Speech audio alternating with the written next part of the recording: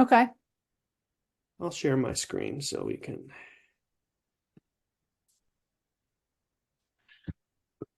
Pardon me. All right. So this, if you've ever seen a HARO, hero, will look very familiar to you. It's a daily email categorized. Here's different topics. And then you go and you read each one. Mm. This will, okay, so you know the media outlet. You know, we all read this magazine, don't we? Here's a really credible one, right? Do you want to appear in U.S. News and World Report?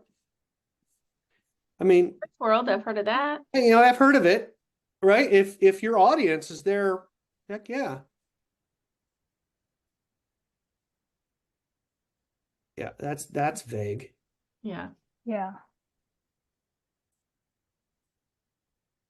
But you can pitch these, and so what's different about this than HARO is you actually have the actual email address of these people.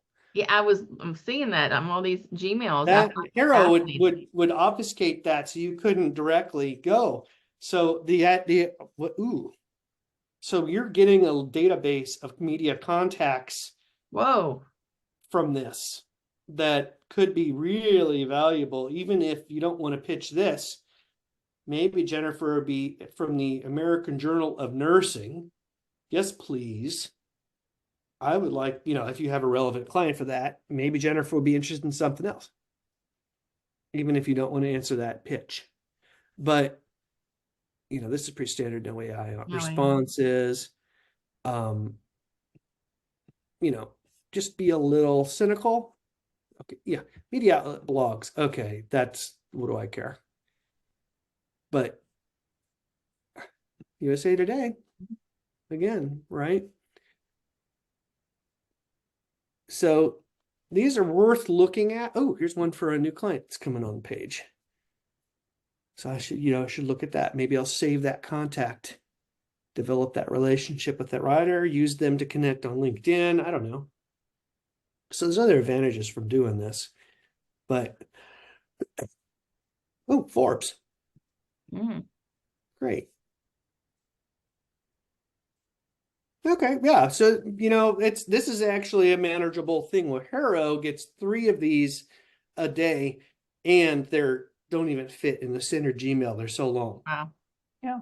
That's why the database, let's see if I can, well, let's. Now, So this is HARO is now connectively, right? So let's, oops, come here. I'll compare.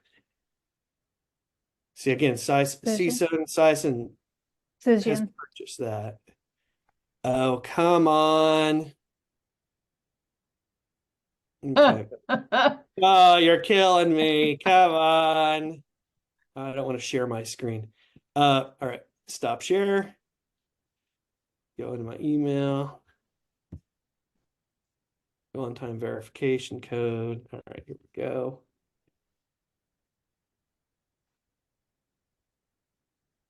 All right, let's go back. Share screen.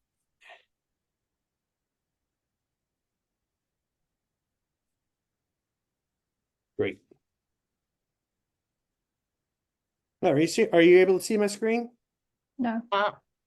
Not yet. Yes. There we go. Okay, good.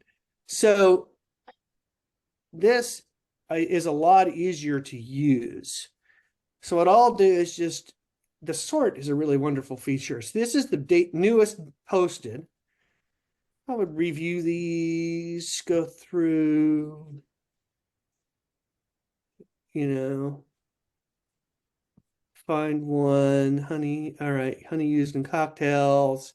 Look at it, decide if I want to pitch. If I want to pitch, I hit the pitch button, right? But sometimes what I'll do is say nearest deadline. So these are the ones that are like, hey, they need something right away. Or I'll do maybe I'll prep ahead and just look through them and see if I have anything that a client or myself could reply to. And I forget again how many I get for free. But if this is relevant, hit the pitch, go.